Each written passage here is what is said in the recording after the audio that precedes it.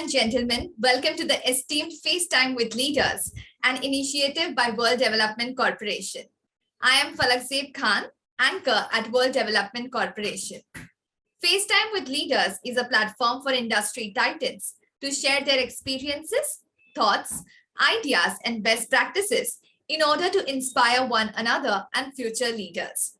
In a nutshell, we attempt to encapsulate the multi-decadal learnings acquired by these industry leaders. We also hope that by conducting these FaceTime interviews with industry stalwarts, we can bring together a global community of eminent personalities. By bringing together such visionaries on one platform, we hope to play a part in inspiring the lives of other leaders. Great learnings from great leaders undoubtedly assist everyone by identifying, nurturing, and using the trade secrets that are proven success formulae for many. And this is what we aim for with these sessions by making them a gathering of industry stalwarts and a knowledge-sharing community. We have one such personage on FaceTime with Leaders with us today, Mr. Dinesh Babbar. Hello, welcome on board. Yeah, hello, Falak. Thanks to have for you here with us today on FaceTime with Leaders. Yeah. Thank you very much. Thanks, Falak, for hosting me. It's a pleasure to be on this platform. Same here, same here. So let me give you a quick brief about Mr. Babbar. He is a highly experienced professional business leader with over 3 decades of experience in enhancing values and leading well-respected organizations across multiple domains. His distinguished career is marked by adding long-term and sustainable value to various businesses through the effective implementation of strategic shifts and repositioning exercises. He is a passionate and energetic leader with a track record of transforming both startups and large and diversified businesses in India, APAC, the Middle East, and Africa. Currently, he is working as Chief Operating Officer at Hella Infra Market Limited. It's great to have you here with us today. Thank you so much for joining us. And let's start with the questions. Yeah, thanks, Falak. Thanks for very humbling anecdotes and the introductions that you've given. I really appreciate that. Thank you so much. So, Mr. Babbar, could you please sum up your career journey and mention important milestones while reaching the designation of COO with Hella Infra Market Limited for our viewers? Yeah, Falak, I think it's been a very exciting journey. As I look back, suddenly I realize, oh man, it's been 32 years. So it's been a very exciting journey. Being part of Indian conglomerates in India, worked with the American companies and Swedish companies in different parts of the world. Then coming back to work with a startup, I think it's been a roller coaster ride for me. I think the biggest probably the inflection that I see happening in my career has been to be part of a startup ecosystem, right? The moment you are there in a very, very organized setup, especially in a US multinationals, where everything is ring fenced, as I call it, in terms of corporate governance, in terms of your policy procedures, everything is ring fenced, which means there are a lot of things not to do. So you're very clear. So things cannot go wrong. Coming to a startup, I think that's where all the challenges come into fore, and that's where your experience comes up to really emulate how do you ring fence, how do you create that level of corporate governance which you de-risk the organization. So it's been a phenomenal journey, a lot of learning happening, and I'm sure I think startups will continue to offer me a lot of learning opportunities. Definitely. So you seem to have had a lot of interest in chemistry as you pursued your BSc, MSc, and then MTech in chemistry, and held several roles and responsibilities in the field in the beginning of your career journey. Now that you have moved on and have worked across industries, was it a move worth making? Falak, I must admit on this platform with you, I had no interest in chemistry. Oh my God. Sometimes life, things just happen to in life, you take it. So it just happened to me and I just took it. And after spending whatever 7-8 years in the academic domain, which was not my strong forte, I decided that that's not something I'm going to pursue. And that is where my journey, corporate journey embarked. And I remember when I joined Asian Paints, I was very clear. I am neither going to be in R&D, production, or anything technical. It has to be sales. And Okay. it was just I wanted to get rid of the baggage of chemistry all my life. Having said that, I think there is a lot of learning from IITs that you do, I think, which always stand you in good stead over a period of time. Uh, Again, I'll reiterate, what I said earlier. I think what you see in the, especially the Indian organization context, and differentiation that you see in the multinational, US multinational.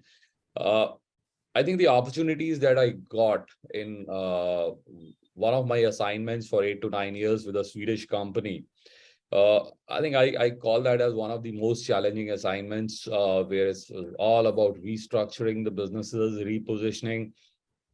I think the company had just acquired a legacy Indian company with lots and lots of baggage to be carried around. So I think 8 years, it just went by. I never realized. Uh, and slowly what was happening because of that business turnarounds and that, and then the next, when I went to Tyco, it was all about doing the same thing, turning around. It was starting getting on my nerves. Restructuring is a very painful exercise for all professionals, I think, who have done it.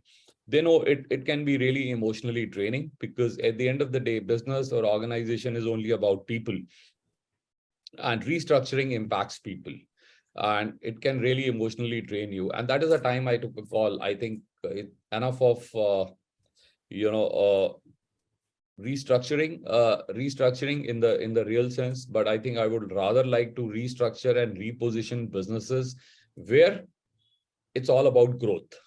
And that is where, what brought me to Stanley Black and Decker, to Infra Market, and now getting ready for my next transition. This is where we are. I think it's all been about learning new industries. But I think if I look at my domain, I have been primarily in the building and construction product industry, one way or the other. So domain has remained the same. It's probably the product lines have differed, and the challenges in every company have been very, very different. Right. So it's been a very exciting journey, and which I cherish. That's really great and very interesting to know your journey from chemistry and then, switching on to a different field altogether. Right. So Right. you've grown from nascent roles through handling various senior roles to reaching your current position, which Right. is the most amazing feat that you have achieved in your career.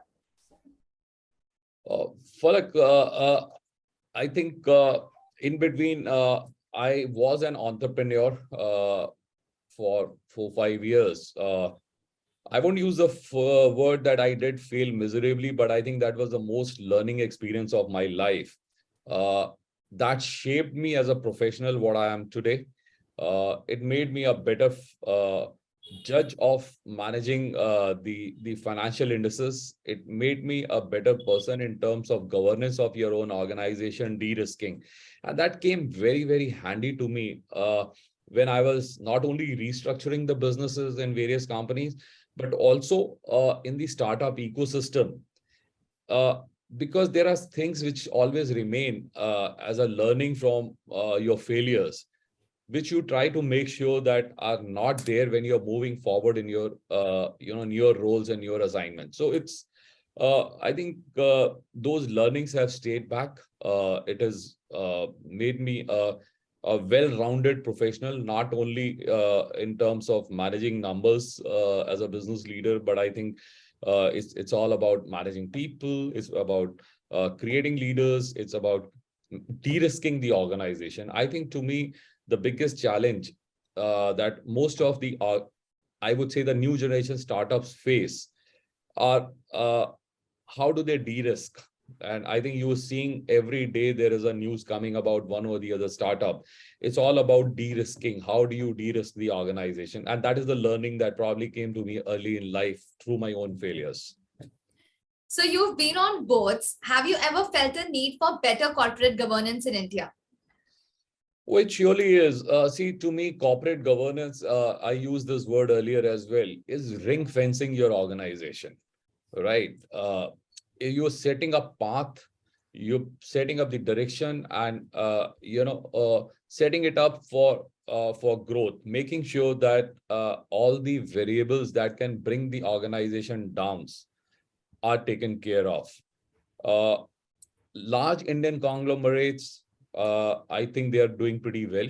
My experience has been they've been doing pretty well on the corporate governance. Now with the ESG coming in, I can see a lot of things are changing even in the ESG reporting.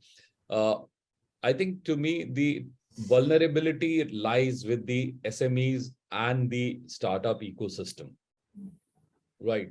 And that is where I believe uh, a lot will continue to happen. And there is going to be a room to instill better corporate governance in these areas. Yes, that's definitely there. So, talking about technology, you must have seen a lot of technological changes in your field. Which are some of the most significant, and what changes do you see ahead with the introduction of AI, ML, IoT, Web 3.0, big data, blockchain, etc.? See, uh, technology to me, I've been with the infra market where we use technology as a differentiator, but technology to me always and will continue to remain an enabler, right? It will never remain, it'll never replace the human mind. That's there. Second, what has helped the businesses, what technology has helped the business is a big data. I think there were times when the business decisions used to be taken more on gut feel, more on I know it better than you. But I think given the explosion of big data and the data points available for everything that you want to do in any of the business areas, you have data points, which enables you to make the right decision. I think that to me, that has been the biggest evolution. With a lot of AI coming in now, I believe that also will continue to add more value to the business. But tech will always remain enabler of the business. I mean, that's my take on. Yes, that's a great thought, obviously. Yeah. So now that you are experienced in the field of corporate governance, what values do you offer to the corporate world? See, as I said, for me, Falak, the learnings from my own failure, the learnings probably that we picked up on the way, being part of couple of boats in last decade or so. It's about ring fencing. Everybody knows what to do. I think the question is what you should not be doing. How do you manage the uncertainties? We are living in a VUCA world. How do you manage all the volatility, the uncertainty? I think that those are very, very critical for governing the board, and instilling those values of doing it right, and making sure that there is no enterprise risk, because lack of board governance brings in the enterprise risk. Uh, to me, though that is very, very critical. So the governance has to link to de-risking and making sure the organization survives the toughest of the times. So as you know, we are building FaceTime with Leaders community for cross-pollination of knowledge and a community of independent directors for having a better corporate governance in the country. So what are your thoughts about these initiatives taken by Mr. Zishan Pathan, Mr. Hemal Mehta, and the whole world development team? Hey, I think Zishan and Hemal are doing a fantastic job. I think if you really look at the way industry has blossomed, and with all the initiatives moving on to the SMEs and the startups, I think it is going to require a lot of expertise in governing the organization.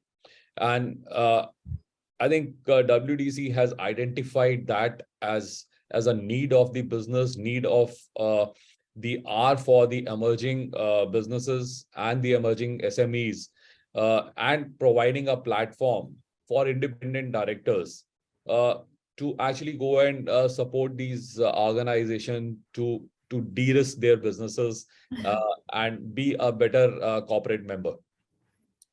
Right.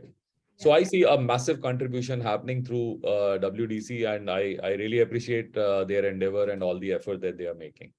That's great. Thank you so much for your wonderful words. It was fantastic conversing with you, and I'm confident that your insights will inspire future leaders. Thank you, Mr. Dinesh Babbar, for joining us today on FaceTime with Leaders.